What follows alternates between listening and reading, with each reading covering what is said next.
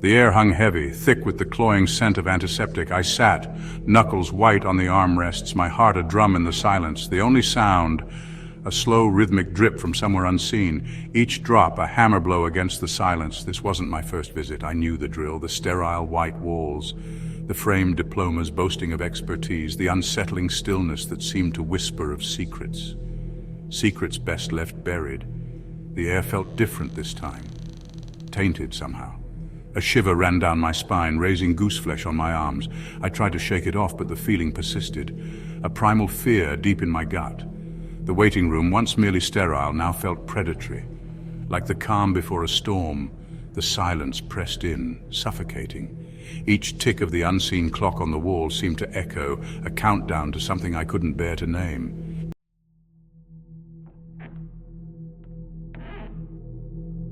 My eyes darted to the door marked Examination Room. The nameplate, once gleaming brass, was now tarnished. The name Dr. Alistair Finch barely visible beneath a patina of age and neglect. Or perhaps something else entirely. A memory flashed, a glint of metal, a flash of something cold and sharp. I swallowed, the metallic tang of fear coating my tongue. It was foolish, I knew, my fear. This was a dentist's office, for God's sake. A place of healing, not harm. But the doubt lingered, fueled by the oppressive atmosphere and the drip, drip, drip of the unknown liquid. I closed my eyes, willing myself to stay calm. This was all in my head, just a routine checkup. It was fine. Everything was fine. A sudden clang from within the examination room shattered the silence. My eyes flew open, my heart leaping into my throat. The metallic sound hung in the air, harsh and discordant. It wasn't the sound of dental instruments, it was the sound of something else, something sharp, something unforgiving.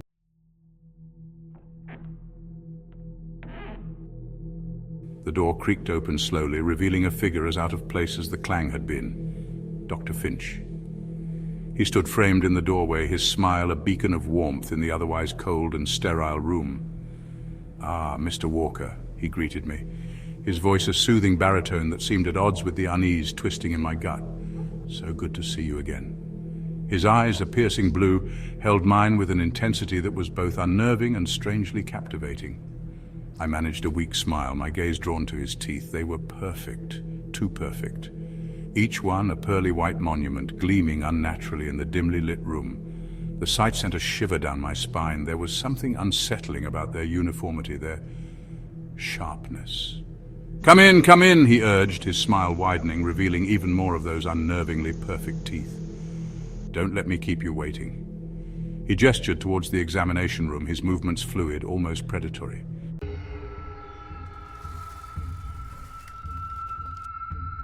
The examination room was as I remembered it, sterile, bright, and dominated by the imposing dentist's chair in the center. Yet today, even the familiar hum of the overhead light seemed to buzz with a sinister undertone.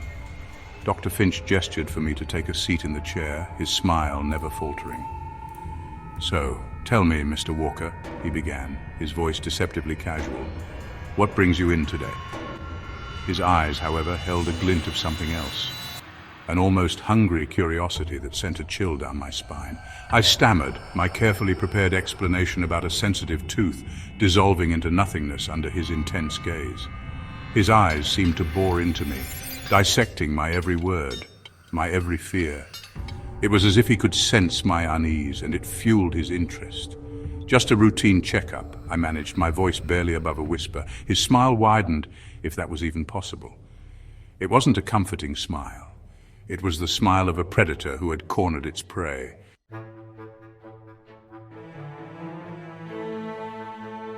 Of course, Dr. Finch chuckled, his eyes lingering on my mouth.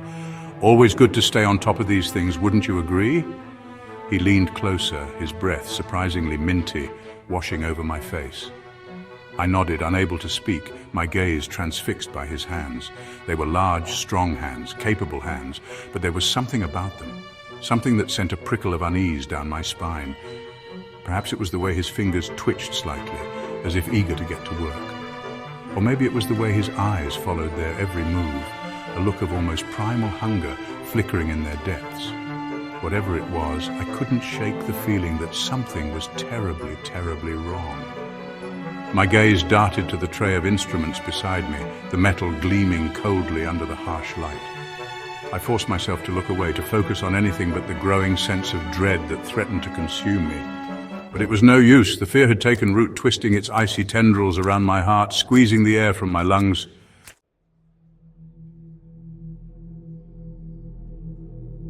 "Open wide," Dr. Finch instructed, his voice a silky purr that did little to calm my racing heart.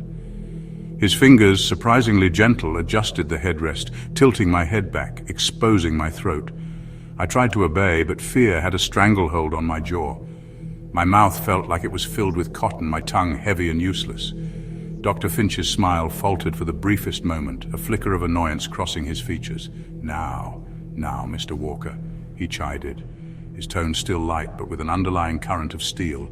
"There's nothing to be afraid of." His hand rested on my shoulder, his grip surprisingly strong, reassuring. No, threatening. I forced my mouth open, the metallic tang of fear thick on my tongue. My heart pounded against my ribs, a frantic drumbeat against the silence of the room. Why was it so quiet? Where was the usual hum of dental equipment?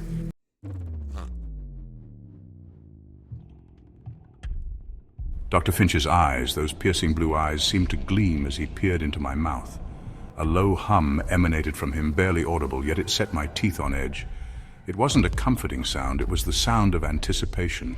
He leaned closer, his breath hot on my face. "Interesting," he murmured, more to himself than to me. "Very interesting." His gaze, intense, laser-focused, settled on my canines. A shiver coursed down my spine, primal and instinctive. The silence of the room was shattered by a blood-curdling scream. It was muffled, distant, yet it pierced through the sterile walls of the examination room like a shard of ice. It was a sound that spoke of unimaginable pain, of sheer terror. My blood ran cold. This wasn't the sound of a routine checkup. This was the sound of a nightmare, and I was trapped inside it.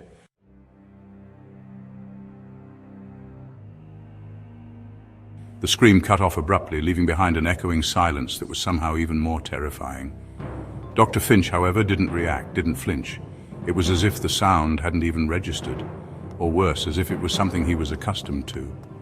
"Now then, Mr. Walker," he said, his voice calm, collected, deliberately ignoring the Symphony of Screams, as if nothing had happened.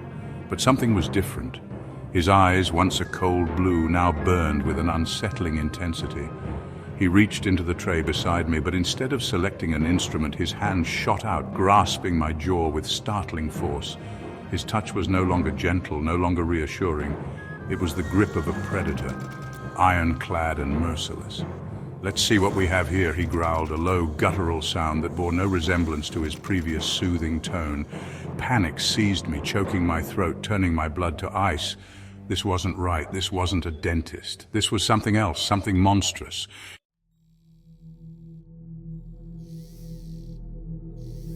His grip tightened, his fingers digging into my jaw with inhuman strength. I thrashed against him, my struggles futile against his vice-like hold. A sharp, searing pain shot through my jaw like a bolt of lightning splitting my bone. I tasted blood, metallic and warm on my tongue. My scream died in my throat, choked by the sheer terror that paralyzed me. This couldn't be happening, not like this, not here, but it was.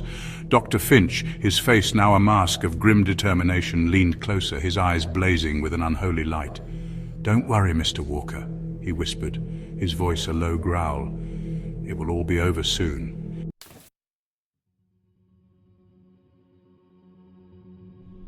He twisted his wrist, a sickening crunch echoing in the small room, and something ripped free from my jaw. The pain was blinding, all-consuming. I saw stars, felt the world tilt on its axis. Through the haze of agony, I saw him examine his prize, holding it up to the light, my tooth. But it wasn't just one. There were others, dozens of them, clutched in his blood-soaked hand. My stomach churned, bile rising in my throat. They weren't just teeth, they were trophies, and I was his latest conquest.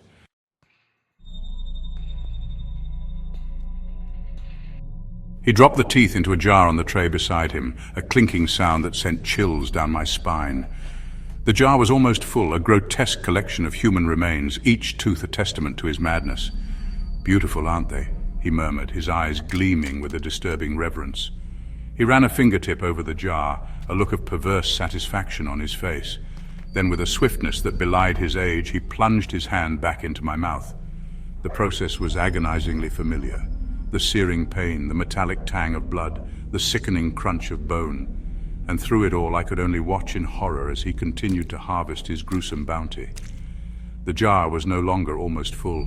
It was overflowing. And yet his hunger, the insatiable hunger in his eyes, told me he was far from finished.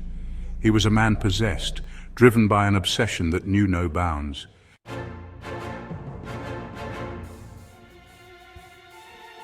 His gaze, filled with a disturbing intensity, settled on my remaining teeth. A low growl emanated from deep within him, a primal sound that spoke of a hunger that went far beyond the physical. "You have such strong teeth, Mr. Walker," he whispered, his voice hoarse. "Perfect for my collection." He ran a finger along my bottom row of teeth, sending a fresh wave of terror through me. This wasn't about dentistry. This was about something far more sinister. He craved my teeth, not for their aesthetic value, but for something else, something dark and twisted that chilled me to my core.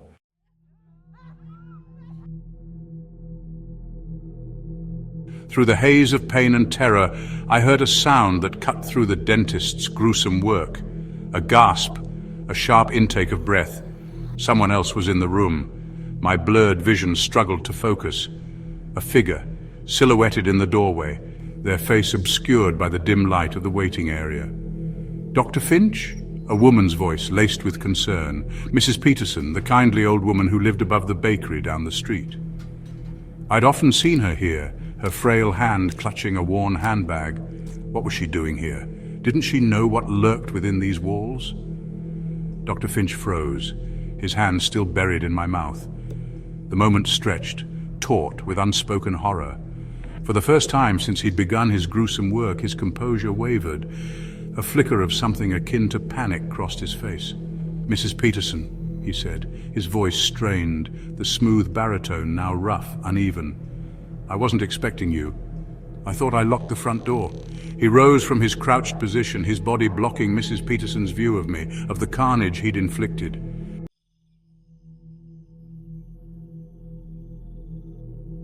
"Oh dear boy," Mrs. Peterson chuckled, her voice frail but laced with a warmth that did little to ease the terror clawing at my throat.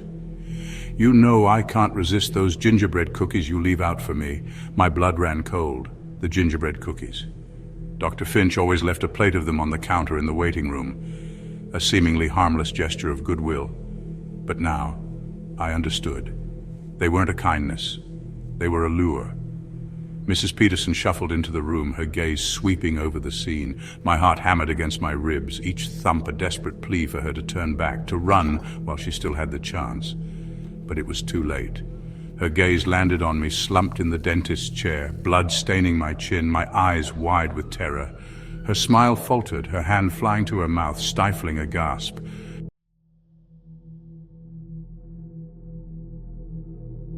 "Dr. Finch," she breathed, her voice trembling. What is this?" Dr. Finch turned towards her, a slow, deliberate movement. He stood tall, his shoulders squared, a mask of calm settling over his features. But I saw it. The glint in his eyes, the manic energy that simmered just beneath the surface. And then, he did something truly horrifying. He smiled.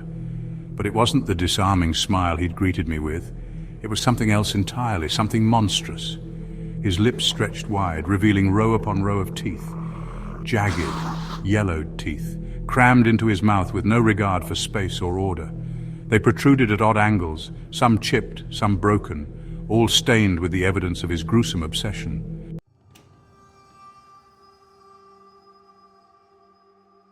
Mrs. Peterson gasped, her hand trembling as she pointed a gnarled finger at his face.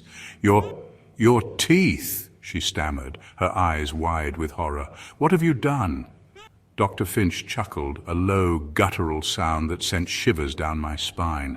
"It's all right, Mrs. Peterson," he said, his voice calm, soothing. "Just a little upgrade." He ran a tongue over his grotesque teeth, a look of perverse satisfaction on his face. "But there are so many," she whispered, her voice barely audible. How Let's just say Dr. Finch interrupted, his smile widening, revealing even more of his horrifying teeth. I have a very particular set of skills. He took a step towards her, his shadow falling over her like a shroud. And you, Mrs. Peterson, are about to become part of my masterpiece.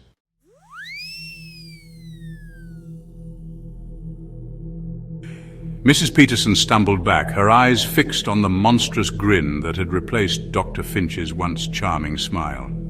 She tripped, her frail hand grasping at the air, the gingerbread cookies scattered across the floor. Now, Mrs. Peterson, Dr. Finch crooned. There's no need for fear. This won't hurt a bit. His words dripped with honeyed malice. He lowered himself to her level, casting an oppressive shadow, his gaze no longer that of a caregiver, but of a predator. Such lovely teeth you have, he murmured. A fine addition to my collection. His fingers, stained with blood, twitched, reaching for her jaw.